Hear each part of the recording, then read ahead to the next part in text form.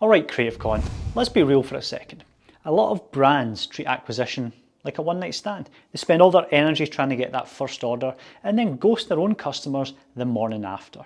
That hamster wheel might get you some quick wins, but it's not how you build a brand that lasts. Our next speaker has made it her mission to fix that. She's the CEO of Longplay Brands, where she helps D2C companies escape the acquisition trap and start scaling profitably through lifecycle marketing. Her Longplay method is all about turning one-time customers into loyal, repeat buyers and systematically growing profit, retention, and lifetime value. So if you're tired of living and dying by the ROAS in your prospecting campaigns, this is the session you need. So welcome to the CreativeCon stage, Jess Chan.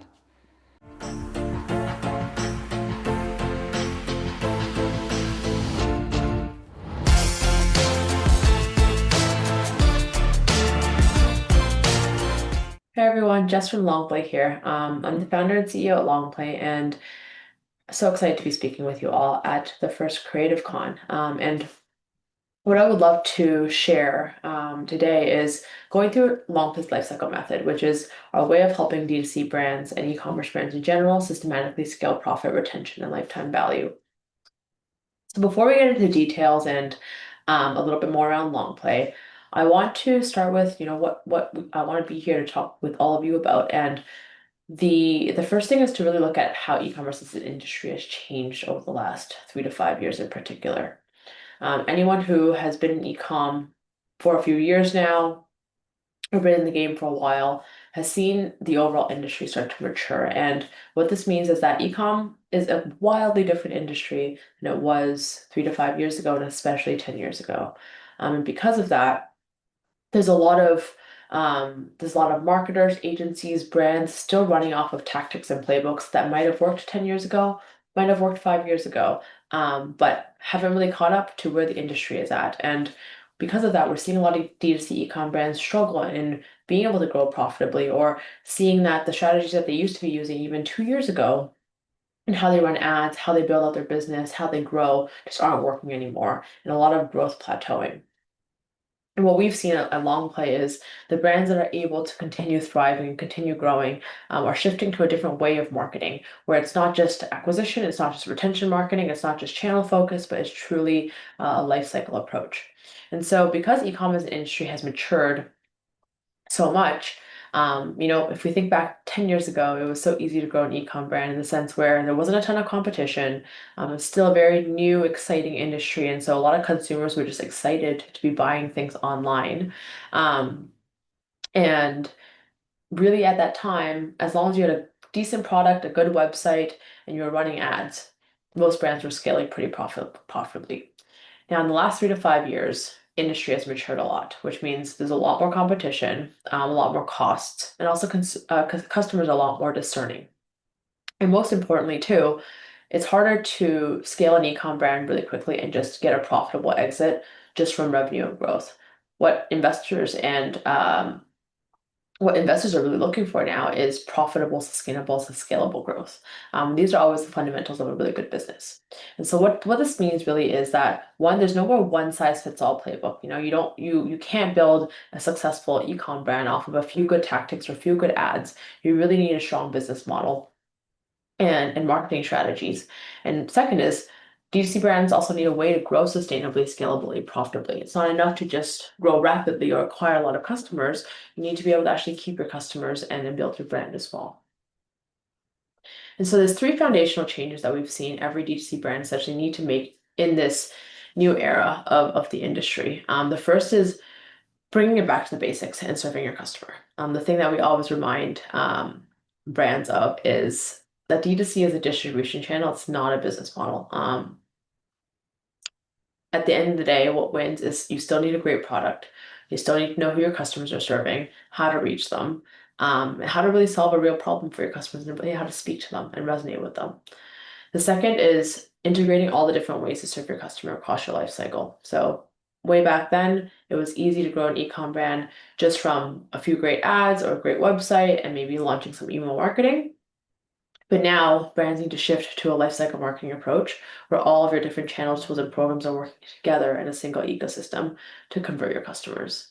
And the third is shifting from tactics to strategy. Back then, it was easy to say, like, there's top 5, top 10 tips that's going to convert your customers, top 10 CRO tips, top 10 email marketing tips, must-haves, things like that.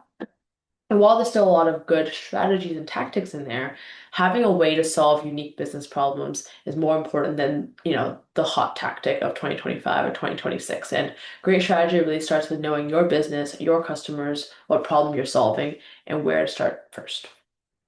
And what I want to share with you is essentially the method that Longplay uses to diagnose and share and solve these problems for the e-com brands that we work with. Now, who are we to talk about these things? So Longplay, we have 25 team members. We also have collectively have 40 years of experience across e-com and business in general as owners, operators, and consultants. So we've really seen a lot of businesses over long periods of time. We've seen how businesses can thrive in a year and really struggle the next year. We've seen how businesses need to navigate through industry, economic, and seasonal changes. And we've also had the perspective of consulting for businesses, operating businesses, and running teams. And because of that, we're able to provide the holistic lens that we're noticing a lot of e-com brands need in this new chapter. And what we really do is we're essentially really a true lifecycle marketing partner, strategic partner for the brands that we work with. We have our portfolio of owned e-commerce brands. We've operated in-house at C-suite director level at brands. We've also generated hundreds of millions of dollars for e-com brands as well, and worked across a lot of different industries and verticals with different revenue sizes. And because of this deeper experience, we're able to see the deeper issues that cause brands to struggle with growth plateauing, lifetime value not really growing the way they need to. We've seen a lot of brands struggle with acquiring customers after COVID. We've also seen a lot of brands struggle with keeping customers, even with great marketing and a great website. And these are the higher level and deeper level problems that we're able to help e-commerce brands solve. So going to the first part, which is what is lifecycle marketing? We talk a lot about lifecycle marketing in e-commerce as an industry, and we find everyone uses the term differently. Sometimes people are talking about lifecycle marketing just when they're just talking about email, SMS, and direct mail.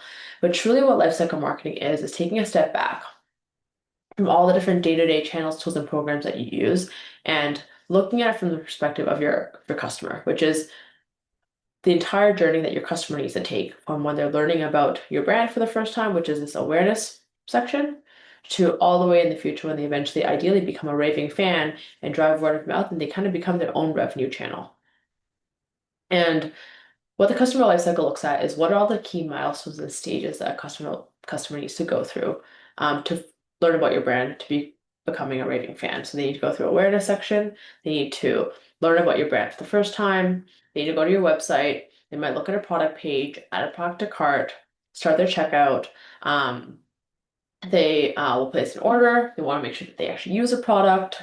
Eventually, they want to buy a second purchase, start a subscription, and then eventually try multiple products from your brand and become a raving fan. Now, these are all the different steps that your ideal customer goes through in their life cycle. And the way that life cycle marketing works is what we want to do is essentially take a step back and say, where are you losing customers the most? And where are you losing revenue the most? And let's methodically plug those holes up.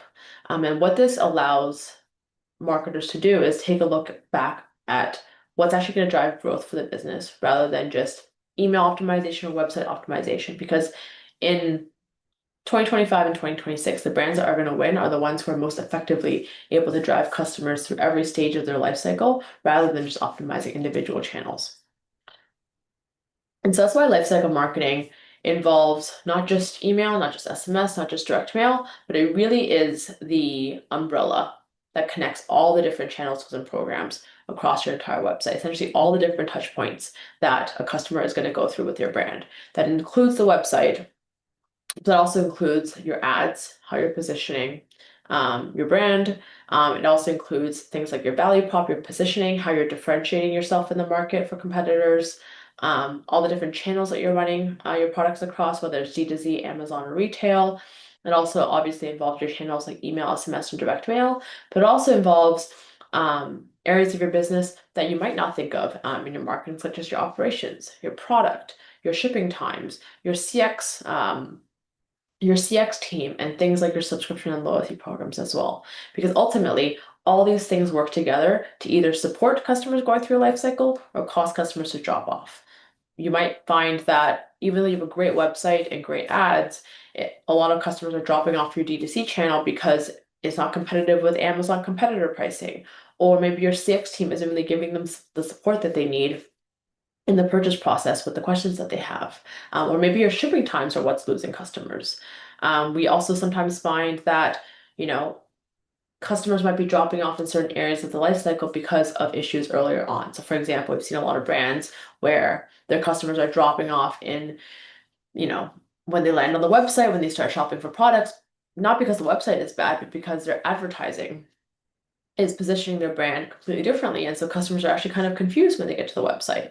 But this is the lens that allows us as lifecycle marketers to truly look at your business as a whole and to look at the areas on where you're losing revenue and losing customers and plugging those holes, because that's ultimately the most effective way to drive profit, sustainable growth, and more revenue as well. Now, everything that we do at Longplay always goes back to what we call our DIA framework, which is essentially what are the ways to turn data into information, information into insights, and insights into action. A lot of ecom brands, but just digital marketing in general, we're always drowning in so much data. We have so many numbers, so many dashboards. Every platform has their own reporting tools. But the area that we see most ecom brands really struggle is turning all of that data truly into information, into action, into insights, into action. So how do we translate what numbers we should be looking at? Are we measuring the right numbers that help us understand where we're losing customers in the life cycle? Do we have a way of understanding what those numbers are telling us about our customers? Do we have a way to analyze it so we understand our customers' behaviors, where they might be getting stuck, why they're dropping off at that time? And then also how do we actually translate that into action in order to understand which areas of our life cycle we want to optimize, what campaigns we want to run per month, what channels we want to test in, which areas, which levers we want to pull to drive growth. So everything goes back to data into information, into insights, into action. This is the core foundation to run effective lifecycle marketing, because we first need to know what our ideal customer lifecycle looks like. Then we need to know where customers are dropping off, where you're losing revenue, and then we need to be able to go deeper into each of those areas to figure out which channels and tools and programs need to be optimized and how do we optimize those channels in order to stop losing customers at that stage and stop losing revenue at that stage. Now, one of the ways that we do this is with our customer lifecycle mapping framework at Longplay. And so this is a framework that we use internally and with the brands that we work with to help tie back the numbers and metrics that we're looking at to help us identify where brands are losing revenue, where brands are losing customers the most.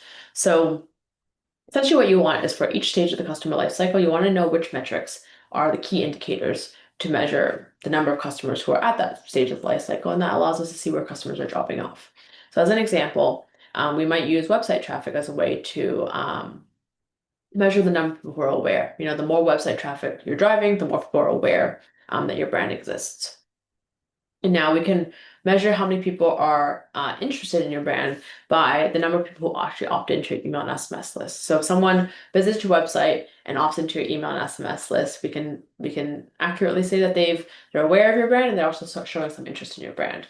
And so we can measure the percentage of people who end up visiting your website to the percentage of people who end up on your email and SMS list.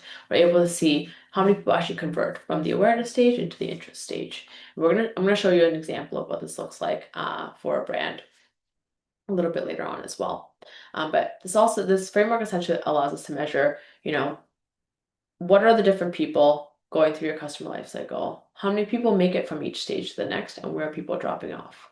And what you want to do first is tie back the different metrics that you are measuring to the key indicators for each stage. So we might look at your website traffic, how many of those people actually end up viewing a product, how many people who view a product add a product to cart, who start checkout, who make a purchase, how many of your purchasers actually end up making a second purchase or a third purchase, How many of your purchasers end up spending, 150 in lifetime value versus 250 versus 350? How many of them start a subscription? And out of the people who start a subscription, how many of them go on to 3 renewals and 6 renewals?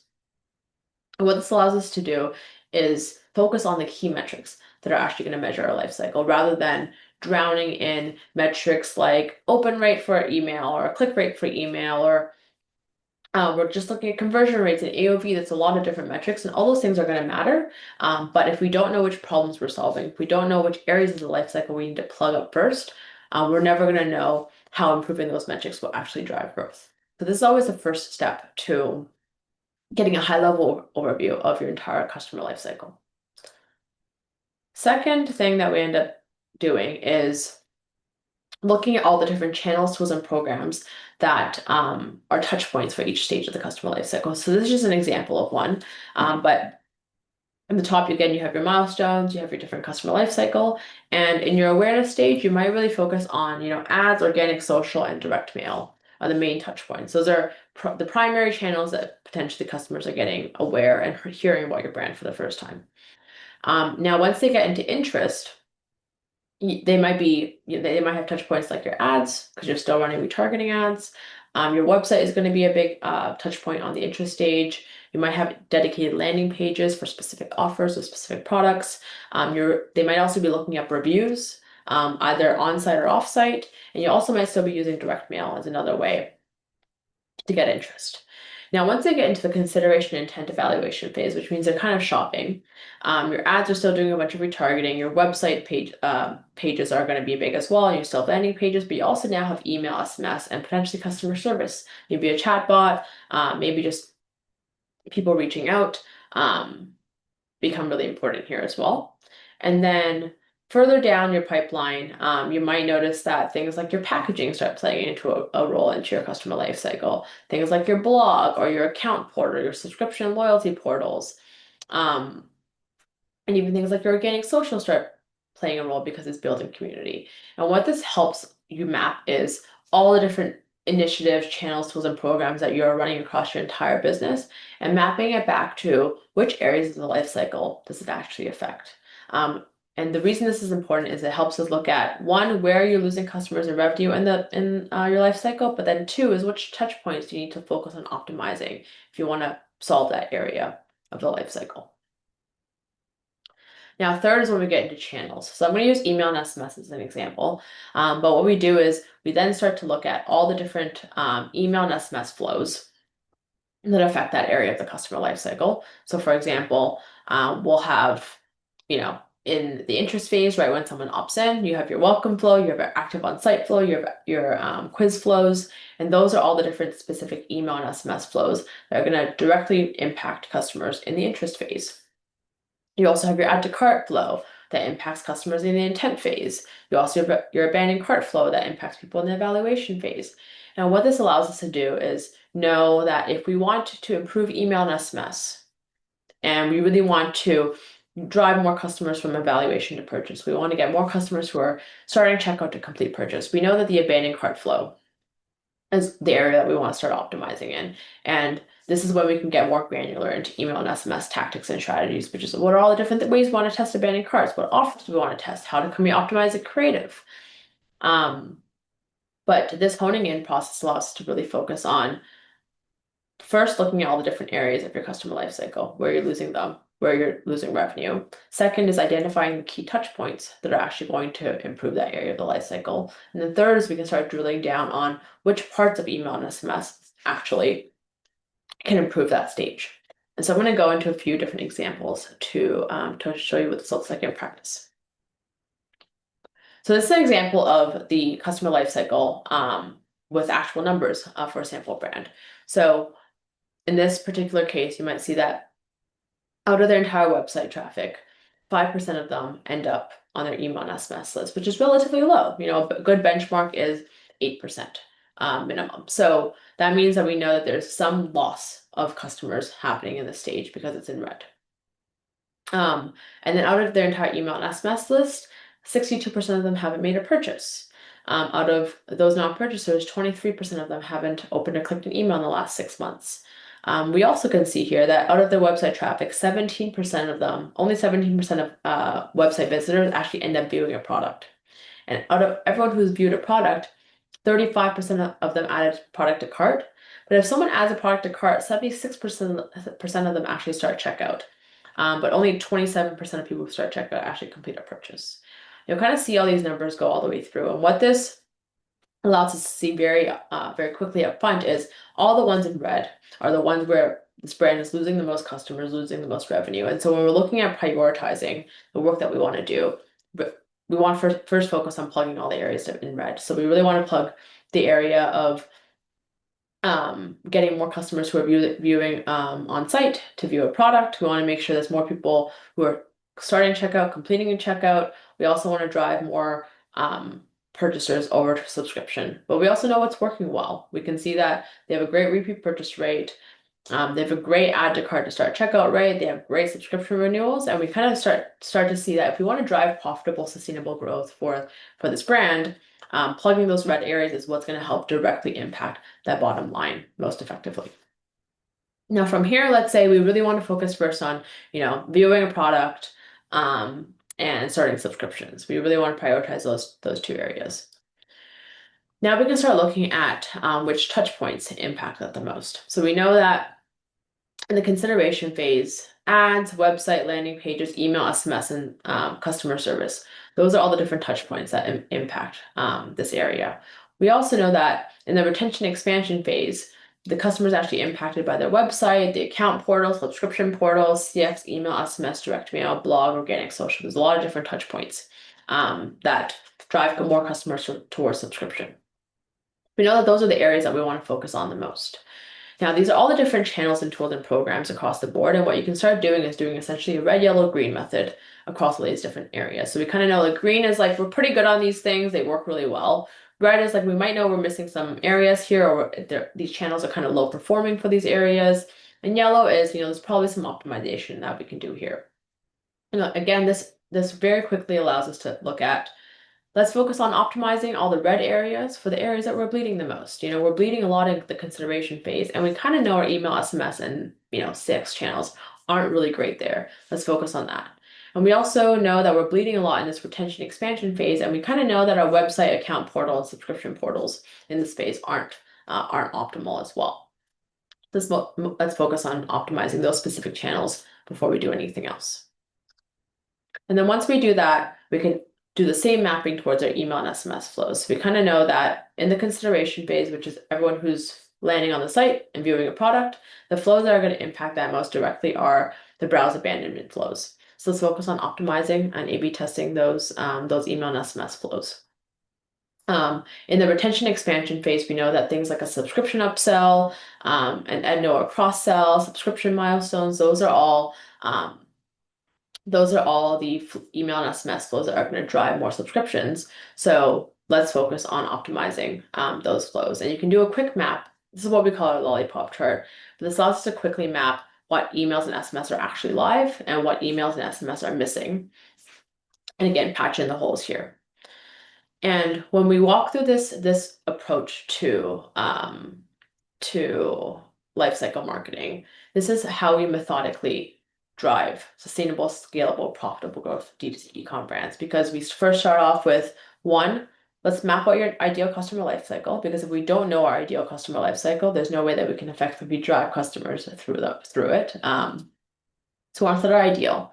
The second step is once we have our ideal like customer lifecycle, we want to get the metrics to measure where we're losing revenue, where we're losing customers. So in other words, what areas of the lifecycle is our business not really built very well to convert and push customers through.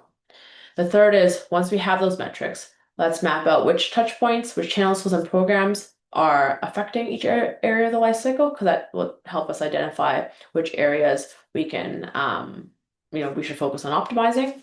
And the fourth is only when we know which channels, tools, and programs that we want to look at, can we go deep dive into each of those. So if we take email and SMS as an example, we can start mapping out what are all the different email and SMS flows that impact our lifecycle, and let's focus on those areas. And we can do the same thing for campaigns. We can do the same thing for website landing pages. We can do the same thing for ads, operations. But this method allows us to make sure that as a team, we're always focused on the most important areas that are actually going to drive the most growth for our business, and there's a level of focus that ends up happening. And really, the biggest thing is that we've seen this shift in mindset, really critical for ecom brands to scale sustainably, scalably, and profitably. It's way harder now to grow an ecom brand, and it's also way more for each team to do. It's really, really hard to drive growth in a way that where you're just focusing on optimizing all the emails or launching all these different channels. And that focus and that prioritization is what brands need the most. So I hope you gain just a different perspective on how to do lifecycle marketing, what lifecycle marketing is, and the role of lifecycle marketing in growing your ecom brand. And you can always reach me at longplaybrands.com or Jess Chan on Twitter. And excited to hear all of your thoughts, questions, conversations, and feedback from this presentation.